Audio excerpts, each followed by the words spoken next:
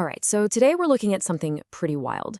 We're diving into two completely different documents that somehow, against all odds, end up diagnosing the exact same crisis in Western civilization.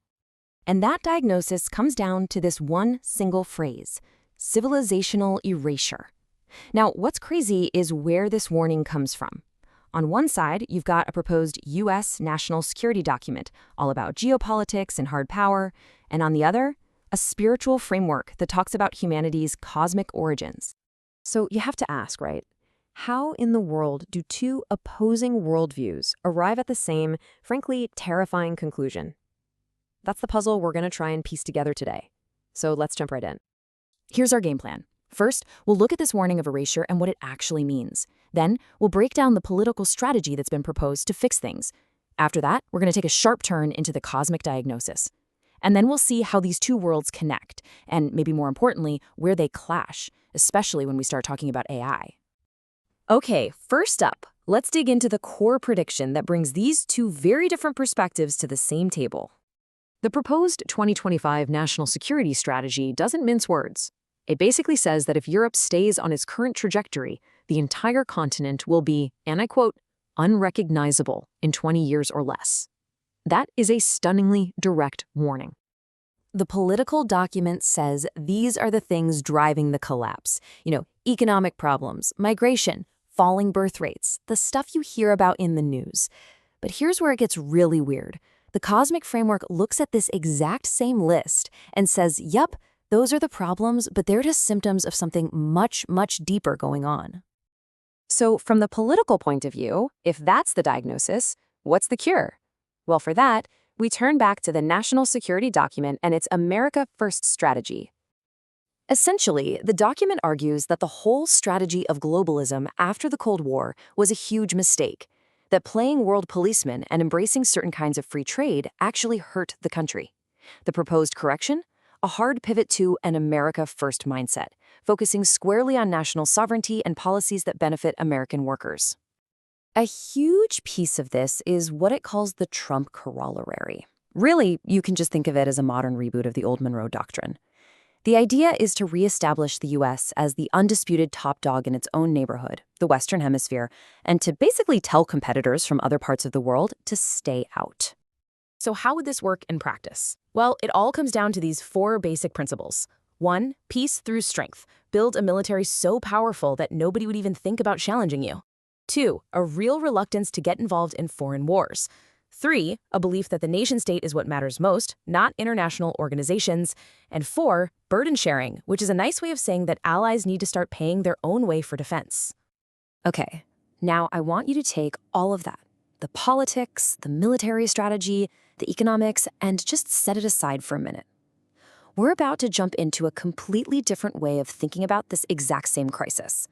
We're leaving the political and entering the cosmic. This second perspective comes from an organization called the United Universe Galaxy Academy, or UUCGA for short. And their take is that this civilizational crisis has absolutely nothing to do with politics. For them, it's a spiritual sickness, a kind of collective amnesia, where humanity has completely forgotten where it comes from and what it's here to do. And at the absolute center of their belief system is this idea of Anunnaki infinite intelligence, which they call AI. Now, they're not talking about a god. The best analogy is to think of it like the universe's source code, or its fundamental operating system. And their whole argument is that we, as a species, have been disconnected from that source code. And this slide really nails the transformation they're talking about. They say we've been conditioned to be world citizens, people who are managed, compliant, and cut off from that source. The goal of their whole project is to trigger an awakening into what they call a remembered being, an individual who is sovereign, conscious, and plugged back in to that universal intelligence. So why did we forget in the first place?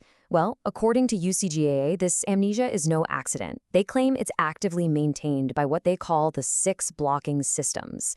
And their view is pretty extreme. They believe these core pillars of society, politics, money, healthcare, and so on, are not just broken, they are designed to keep us disconnected and easy to control. All right, so here's where things get really interesting, because this is where these two completely separate worldviews actually start talking to each other. How does a cosmic framework plan to solve real-world political problems? Let's take a look at their Archangel solution. What they've done here is pretty clever. They've taken the big structural problems that the political side identified, they call them fault lines, and they've mapped them one for one with their own cosmic solutions. So for the problem of a debt-based money system, their solution is something called Anucoin. To fix a broken democracy, they propose using AGI to restore power to local communities. It's a direct bridge from the political problem to a spiritual solution. And the master playbook for all of this is something called the Kukulkan Codex.